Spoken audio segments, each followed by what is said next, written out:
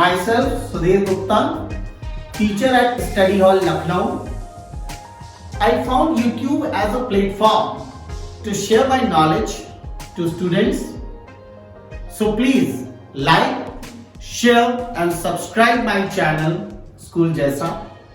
And yes, don't forget to press the bell icon so that you could be able to see my all video updates. Thank you. This is the second part of this chapter. In the first chapter, we have done the lab preparation of ammonia. Now, can we prepare the ammonia with any other method also? Yes, we can, and that is another method is from magnesium nitride. Magnesium nitride means Mg3 and 2. Here the nitride valency is 3 and Mg valency is 2, due to which it becomes magnesium nitride Mg3. How do we make it? So here we can see that the magnesium nitride is taken over here in the flask, and this is the thistle funnel from where the warm water is dropped into the flask. And when these two reacts, we can see over here, and they form magnesium hydroxide as a base and ammonia as a basic gas. Now, one thing I should tell you, that there is no compulsion that we can make this ammonia gas with magnesium nitride only. We can make it with that of the calcium nitride. We can also make it with that of the aluminum nitride. How come? We can see it through these reactions. So, this is another way to prepare the ammonia, that is with magnesium nitride or calcium nitride or aluminum nitride. But the question comes, then why do we not use this method? So the most important reason is magnesium nitride is expensive, and due to which we do not use this method to prepare ammonia. Now, how do we do the rest of the thing? As soon as the ammonia is going to be get produced, it is again in the same manner which I explained in the lab prep, that it is not collected directly. It is firstly passed through the drying tower, and that drying tower contains the calcium oxide as a drying agent. That I have already explained, that calcium oxide is basic by nature, metallic oxide, and due to which it will not react with the basic gas ammonia, only will absorb the moisture or the water molecule, and then the dry ammonia gas is collected over here in the jar by downward displacement of air. That is the same way of collection as we have done in the lab.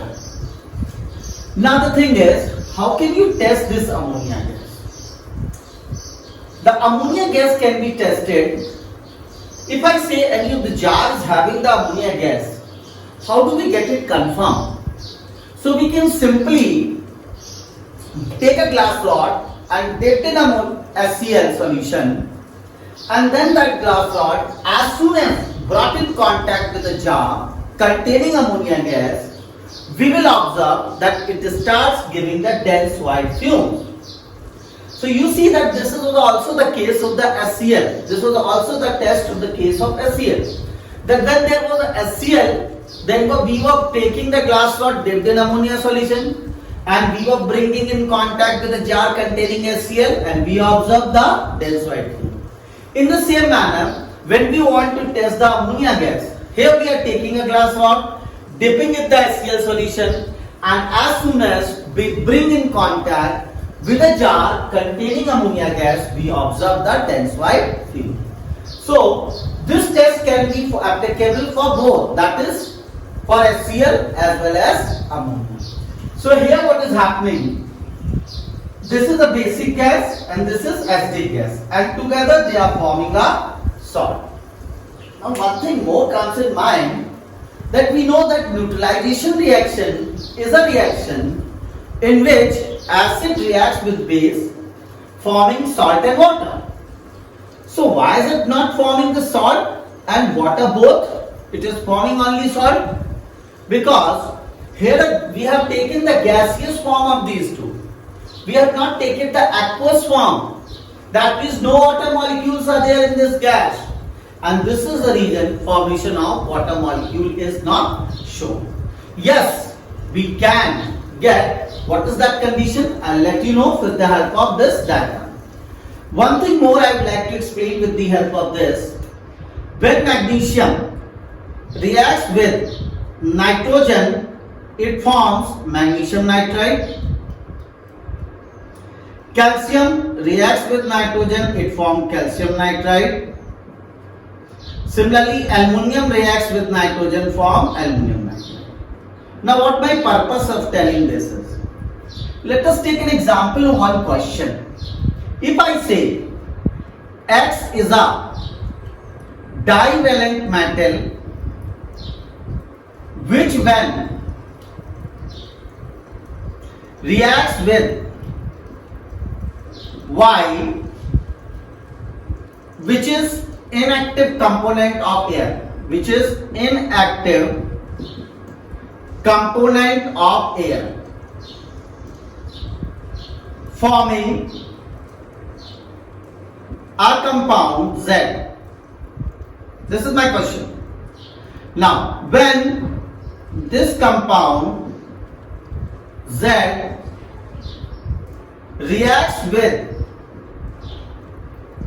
warm water,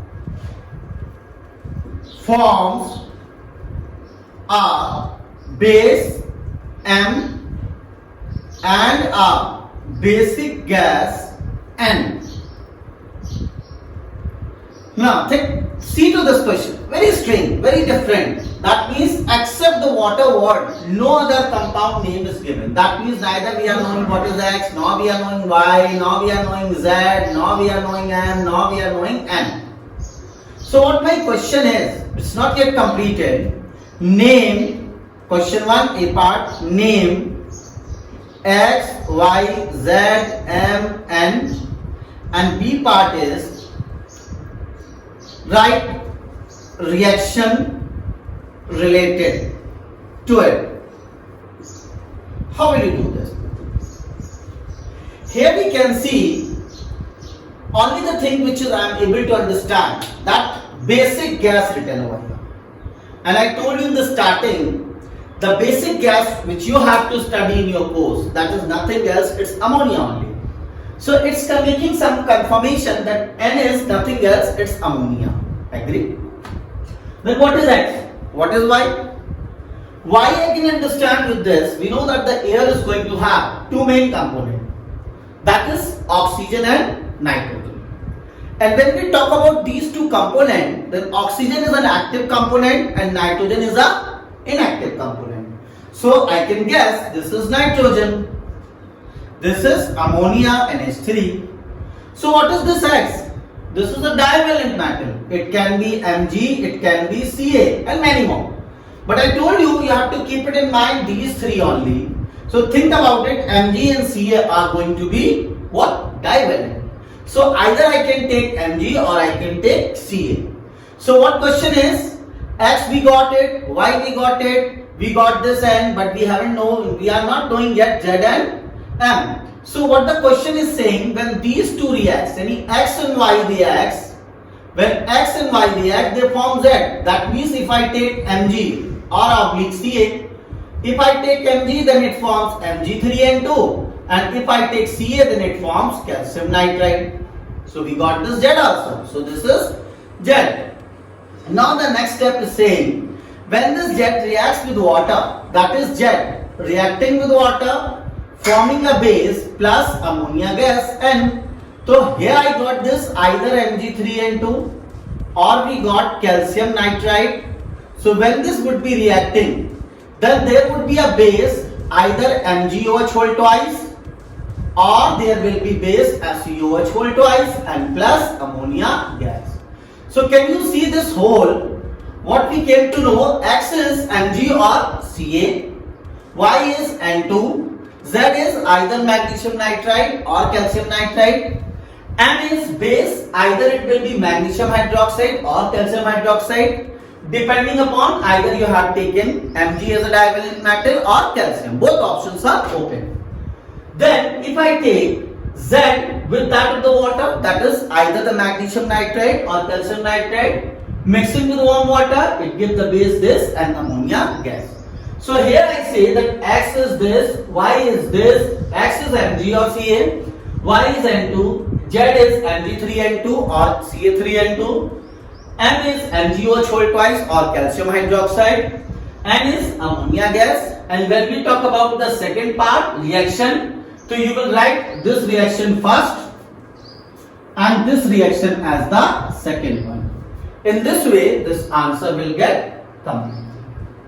Now I should tell you one more thing about the high solubility of ammonia.